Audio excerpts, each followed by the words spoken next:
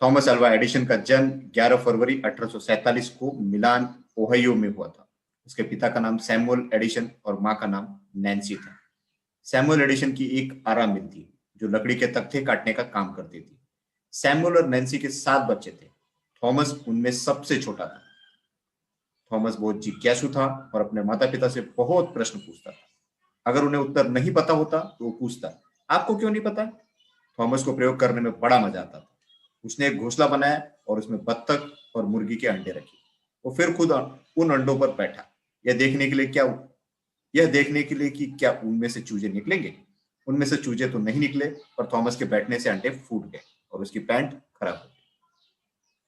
Thomas ने अपने पिता के खलिहान में आग के भी कुछ प्रयोग किए। उससे पूरा खलिहान जलकर खाक हो गया। उसके पिता बहुत नाराज हुए। उन्होंने थॉमस को सजा देने के लिए बाजार के चौक में उसकी जमकर पिटाई लगाई। बचपन में थॉमस की तबीयत अच्छी नहीं रहती थी। उसे अक्सर जुकाम रहता था। 8 साल की उम्र में उसे लोहित बुखार यानी स्कारलेट फीवर हुआ। बाद में थॉमस बहरा हुआ, शायद अपने बचपन की बीमारियों के कारण। 1854 में एडिशन का परिवार पोर्ट ह्यूरन, मिशिगन चला गया। वहां 7 साल की उम्र में थॉमस पहली बार स्कूल गए। थॉमस क्लास में बेचैन रहता था। वो पढ़ाई पर बिल्कुल ध्यान नहीं देता था और वो बहुत सारे सवाल पूछता था। उसके टीचर रेवरेंड इंग्ले में थॉमस के प्रश्नों का उत्तर देने का धीरज नहीं था। वो थॉमस को बेवकूफ समझते थे जो पढ़ाई भी ठीक से नहीं कर पाता था। थॉमस की मां को लगा कि रेवरेंड इंग्ले को एक जिज्ञासु बच्चे को पढ़ाना नहीं आता था। 3 महीने बाद मां ने थॉमस को स्कूल से निकाला और फिर उसे खुद घर पर पढ़ाया। बाद में थॉमस 2 अन्य स्कूलों में गया। वो एक बार फिर मुश्किल में पड़ा जब वो क्लास में एक शोर मचाती मुर्गी ले आया, पर स्कूल से उसने कुछ सीखा भी। घर के तहखाने में थॉमस ने एक प्रयोगशाला शुरू की। अजीबोगरीब खुशबुएं, धुआं और कभी विस्फोटों की आवाजें भी उस प्रयोगशाला में से आती थी। वहां पर थॉमस अपने दिमाग में घूम रहे अनेक सवालों के जवाब ढूंढता था। 1859 के शुरू में थॉमस जब 12 साल का था तो ग्रैंड ट्रैंक रेलवे में मिठाई की गोलियां बेचने लगा। उन गोलियों के साथ साथ वो रेल में सफर कर रहे मुसाफिरों को सैंडविच, फल और अखबार भी बेचता था। उसी ट्रेन के मालगाड़ी वाले डिब्बे में थॉमस ने अपनी प्रयोगशाला शुरू की। ट्रेन डेट्रॉइट में काफी देर तक रुकती थी। उस दौरान थॉमस अपने प्रयोग करता था और थॉमस ने केमिकल्स यानी रसायन का सुरक्षित रूप से उपयोग नहीं किया। उसके कारण एक दिन डिब्बे में आग लगी। स्टेशन मास्टर ने जल्दी से आकर आग बुझाई। उसके बाद स्टेशन मास्टर ने थॉमस के सारे केमिकल्स डिब्बे के बाहर फेंक दिए। 1862 में थॉमस ने एक पुराना प्रिंटिंग प्रेस खरीदा। उसने ट्रेन के मालगाड़ी वाले डिब्बे में इस छापेखाने को लगाया और उसने अपना अखबार द वीकली हेराल्ड छापना शुरू किया। इस अखबार में थॉमस सफर कर रहे मुसाफिरों और ट्रेन पर काम करने वाले लोगों की खबरें छापता था। अखबार में थॉमस अपने विचार भी लिखता था। उसका मेहनत करने में विश्वास था, इसलिए उसने लिखा, जितना ज्यादा काम करोगे उतना अधिक काम पूरा होगा। हर स्टेशन जहां ट्रेन रुकती वहां थॉमस उतर कर लोगों को अखबार बेचता। अखबार बेचकर थॉमस जो पैसे कमाता उनसे वो प्रयोग के लिए और केमिकल्स यानी रसायन खरीदता।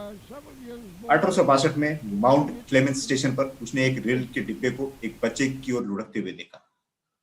तब थॉमस ने अखबार एक तरफ फेंके और दौड़कर उस लड़के की जान बचाई। पुरस्कार में उस लड़के के पिता ने थॉमस को टेलीग्राफी के गुरु सिखाए। उसके बाद थॉमस ने करीब 6 साल टेलीग्राफ ऑपरेटर जैसे बिताए। 1859 में थॉमस न्यूयॉर्क सिटी चला गया। वहां वो एक ऐसे कंपनी को देखने गया जो हर मिनट सोने की कीमत की जानकारी लोगों को भेजती थी।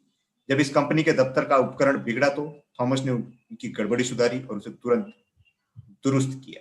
फिर क्या था, कंपनी ने थॉमस को ऊंचे वेतन पर उपकरण दुरुस्ती के लिए नौकरी दे दी। कुछ महीनों बाद थॉमस और उसके एक मित्र ने मिलकर खुद की कंपनी शुरू की। वे टेलीग्राफी उपकरण के पुर्जे बनाते थे। थॉमस एडिसन सुबह उठकर देर रात तक काम करता।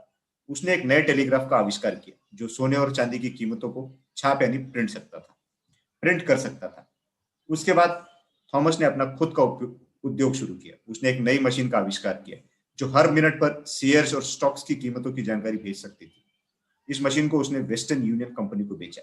उसके मुनाफे से थॉमस ने नेवार्क न्यू जर्सी में एक प्रयोगशाला खोली। थॉमस एडिसन ने टेलीग्राफ में संशोधन और सुधार किया। उसने ऑटोमेटिक टेलीग्राफ सिस्टम का इजाद किया। नए उपकरण में संदेश लिखने के लिए किसी ऑपरेटर की जरूरत नहीं पड़ती थी। उसने क्वाड्रिप्लेक्स का भी आविष्कार किया जिससे 4 संदेशों को सिंगल तार द्वारा एक साथ भेजा जा सकता था। एडिशन की कंपनी ने अपने printers gold and silver stock company को बेचे। 1871 में थॉमस ने अपने मित्र की बहन को उस कंपनी में नौकरी दिलाई। वो लड़की देखने में बहुत सुंदर थी और उसका नाम मैरी स्टीलवेल था। थॉमस अक्सर gold and silver stock company में अपने प्रिंटर्स देखने जाया करता था और वहां पर मैरी स्टीलवेल से भी मिलता था। 25 दिसंबर 1871 में थॉमस और मैरी ने शादी की। बाद में उनके 3 बच्चे हुए, मैरियन, थॉमस जूनियर और विलियम। थॉमस अपनी पत्नी से बहुत प्रेम करता था, पर काम उसकी पहली प्राथमिकता थी। शादी वाले दिन भी थॉमस एडिसन अपनी वर्कशॉप में एक प्रयोग पर काम करने गए। थॉमस एडिसन के काम करने की अजीब आदतें थी। वो अक्सर रात बहुत देर तक काम करता था और फिर अपनी प्रयोगशाला की मेज पर ही सो जाता था। रात का भोजन वो मध्य रात्रि के समय ही खाता था। 1876 में थॉमस अपनी प्रयोगशाला को मेनलो पार्क, न्यू जर्सी ले गया। वहां पर उसने एक 2 मंजिली आलीशान प्रयोगशाला का निर्माण किया। थॉमस ने अपने शोध से कई नए आविष्कार किए।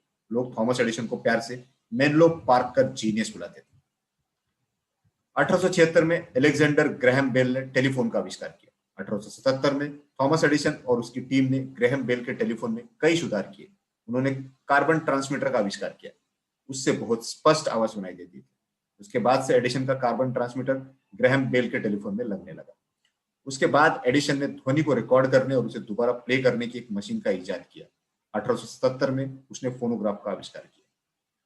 1870 के काल में मोमबत्तियों, तेल और गैस के लैंपों से घरों में रात को प्रकाश पैदा किया जाता था, पर उनसे धुआं पैदा होता था और आग लगने का भी डर लगा रहता था। 1878 में थॉमस एडिसन घरों में बिजली लाने के विषय पर शोध करने लगा। थॉमस एडिसन ने अपने लिखित नोट्स से सैकड़ों कॉपियां भरी। उसने एक समय कहा, मैं यह बिना किसी अतिशयोक्ति से कह सकता हूं कि मैंने इलेक्ट्रिक लाइट के संबंध में 3000 से ज्यादा थ्योरियों के बारे में सोचा। वो इस विषय पर साल भर से ज्यादा प्रयोग करता था। जीनियस, वो अक्सर कहता था, केवल 1% प्रेरणा और 99% पसीना होता है।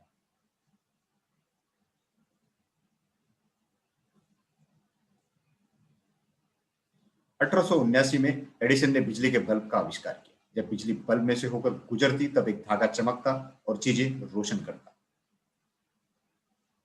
उसके बाद तो मेनलो पार्क में थॉमस एडिसन के नए आविष्कार को देखने वालों की भीड़ लगी।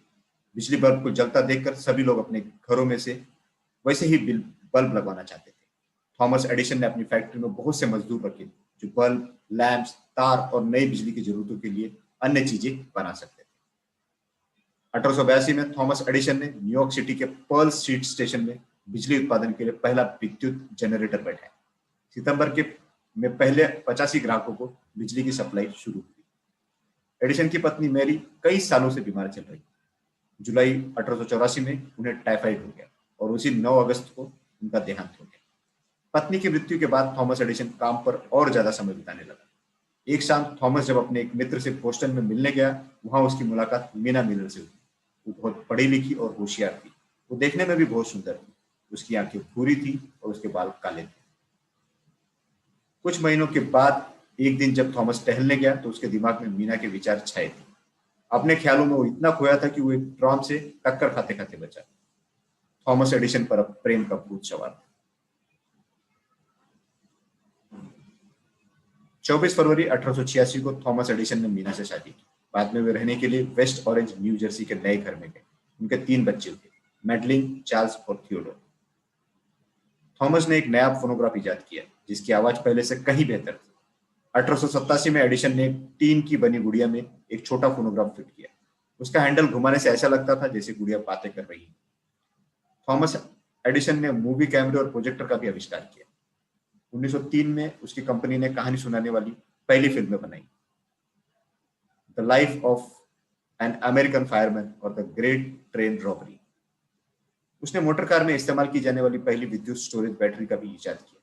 ये बैटरियां विद्युत कारों, पनडुब्बियों, सीमेंट मिक्सर और जेरोक्स मशीनों में इस्तेमाल होती हैं। थॉमस अल्वा एडिसन को कुल मिलाकर अपने आविष्कारों के लिए रिकॉर्ड 1093 पेटेंट प्रदान किए गए। किसी भी अन्य आविष्कारक को आज तक इतने पेटेंट नहीं मिले हैं। 1928 में एडिसन को उसके महान योगदान के लिए कांग्रेस मेडल ऑफ ऑनर से पुरस्कृत किया गया। 1931 में एडिसन ने कहा, मेरे दिमाग में बहुत सारे विचार हैं पर समय बहुत सीमित है। एडिसन तपेदिक से पीड़ित था, उसके पेट में अल्सर थे और वह अन्य बीमारियों से पीड़ित था। 18 अक्टूबर 1931 में 84 वर्ष की उम्र में उसका देहांत। थॉमस एडिसन के सम्मान में उनके जनाजे वाली रात को 10 बजे पूरी अमेरिका में बिजली के बल्ब बुझाए गए। थॉमस एडिसन एक महान आविष्कारक और जीनियस थे। उनके आविष्कारों ने पूरी दुनिया को बदला। लेखक का नोट, थॉमस अपने 7 भाई बहनों में सबसे छोटा था, पर थॉमस केवल अपने 3 भाई बहनों मेरियन, कार्लिस्ले और सैमुअल को ही जानता है। उसके बाकी भाई बहनों का उसके जन्म से पहले ही देहांत हो चुका था। थॉमस एडिसन का जन्म जब 1847 में हुआ, उसी साल उसकी बहन एलिजा का देहांत हुआ। एडिसन ने अपने पहले बच्चे का नाम डॉट रखा और दूसरे बच्चे का नाम डैश रखा। डॉट डैश वो सिग्नल थे जो टेलीग्राफ में इस्तेमाल किए जाते थे। लेविस मिलर, एडिसन की दूसरी पत्नी मीना के पिता, भी एक आविष्कारक थे। उन्होंने फसल काटने वाले हार्वेस्टर को बेहतर बनाया, जिससे कि अनाज की कम बर्बादी।